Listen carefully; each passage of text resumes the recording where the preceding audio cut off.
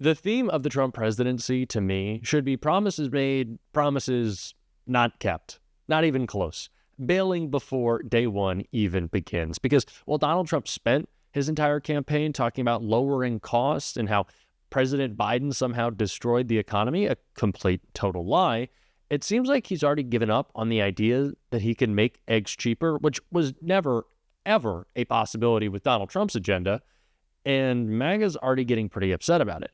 But there's one specific promise that Donald Trump made over and over and over again that hits a little bit more close to home than even eggs do for Donald Trump, and that's about his good friend Jeffrey Epstein. Now, Donald Trump and MAGA have always been obsessed with the declassification of all of their conspiracy theory stories, and Epstein is certainly one of them. But Donald Trump's close connection to his former confidant makes that a little bit more difficult. And one member of Congress made sure to make that clear, and that is not good for Donald Trump. And we are going to get into that all. But before we do, if I could quickly ask you to leave a like on this video, and if you haven't already and you enjoy our channel, to hit that subscribe button. It goes a long way, and it really means the world to me. Now, before we get into what Congressman Jared Moskowitz had to say about Donald Trump's relationship with Jeffrey Epstein, I want to check out this clip of Trump's promise right here. Would you declassify the 9/11 files? Yeah. Would you declassify JFK files? Yeah. Would I you, did a lot of it. Would you declassify the Epstein files? Yeah, I would. All right. I guess I would.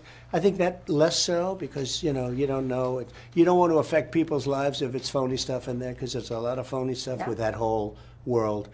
But I think I would, or at least Do you think that would restore trust? Help restore trust? Yeah, I don't know about Epstein so much as I do the others. What an odd thing to say. I didn't know you were going to be talking about this. Why the hesitancy, Donald? Now, we talked about that clip over and over and over and over again on the campaign trail, as we should have, because there was a lot of news that came out about Donald Trump and his relationship to Jeffrey Epstein, which I am still baffled that the members of the media who had access to it kept it until weeks and days before the 2024 election, not 16, not 20, but waited 9 years since Donald Trump first entered the political space. But that's neither here nor there. But it's going to be a personal mission of mine to continue to pester the right, who is obsessed with Jeffrey Epstein and who has countless conspiracies about how he was actually best friends with Joe Biden and Barack Obama somehow, when there are photos of Trump and Epstein. There's tapes of them speaking. Trump praised him and Ghislaine Maxwell, but no. They never want to talk about that. But one Democrat who definitely did was Jared Moskowitz in this great clip right here. No, again, just to reiterate the point, but I rather than my words or my opinion, I think I'm going to quote Senator Ted Cruz, who the chairman appeared on his podcast.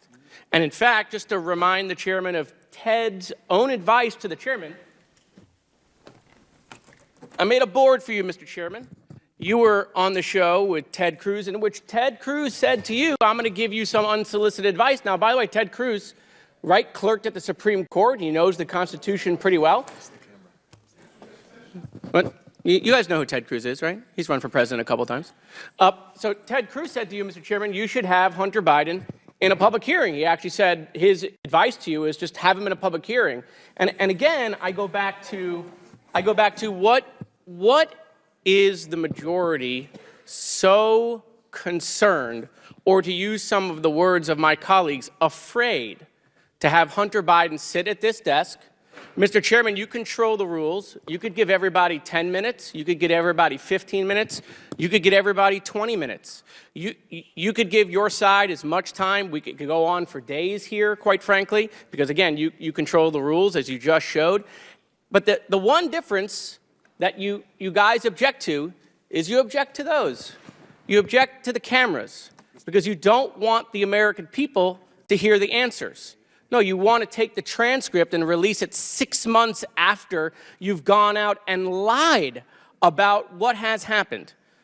And so, again, because the gentle lady from Georgia, I know is such an advocate for women's rights, as she mentioned, and is so concerned about grooming, and apparently we don't have any standards here anymore.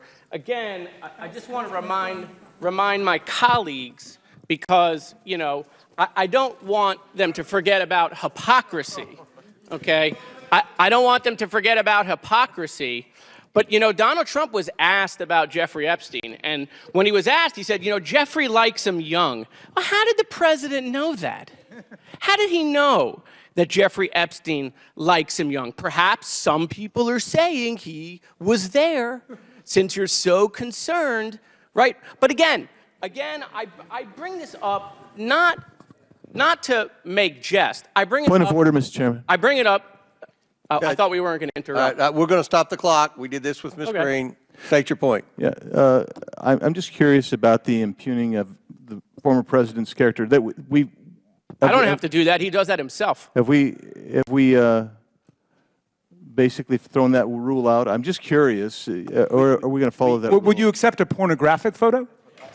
Of Bill Clinton? Yeah, we suspended the rule to the current president, but we didn't suspend it to the former president. But. Oh, by the way, please, so you're making the point that we can disparage Joe Biden, but not Donald Trump. Please make that point to the American people. Mm-hmm. Please. Bill Clinton's not running for office. That's my point of order, Mr. Chairman. All right. I'll wrap it up. Suspended the rule on the disparaging the current president because this is a contempt proceeding with the Biden. So he's part of the investigation. But the rule remains in place for all prior presidents, I would say that, but in all honesty, they've broken the rule many times today. Mr. Chairman, it doesn't apply to prior presidents. It does not apply to former. Okay, very good. Thank you. Listen, I won't talk about the photo and the 11 of them and the fact that he was on the plane and on the island anymore. What I will point out is the hypocrisy of today. The hypocrisy of today is you want to hold you guys break the rules by not complying with subpoenas in the last Congress, and now you're shocked. You can't believe after you broke all of that now it doesn't work. You come up here and talk about Hunter Biden's behavior, and you're so disgusted. But the guy that you all kneel to, okay, associates himself with a pedophile. But remember, I get Mr. it. Chairman, Mr. Chairman, that should be stricken. I ask his words taken down. A statement That of a should be fact, and it's his time. It's a fact. I asked his words to be taken Okay, down. there's a motion to strike the words. Yeah. Yes. On what Mr. grounds? On what grounds? To say that we associate with pedophiles. No, he was Like I said, we need to be pestering Donald Trump about this all the time. Why aren't you declassifying these files? What could possibly be the reason you wouldn't? Donald Trump always rails against the deep state, and of course, MAGA does the same, but it seems like Donald Trump has used it to protect himself from being exposed for this relationship that he has. And it's not just MAGA's obsession with it, but we've talked so much about the Theo Vaughns, the Joe Rogans, the podcasts that all of these pundits are claiming really moved the needle in this election.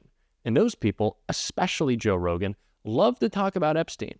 But somehow he didn't ask Donald Trump about it in their almost 4-hour interview. Seems a little weird, right? So let's insist that they start to ask these questions, and let's insist that Donald Trump answer them.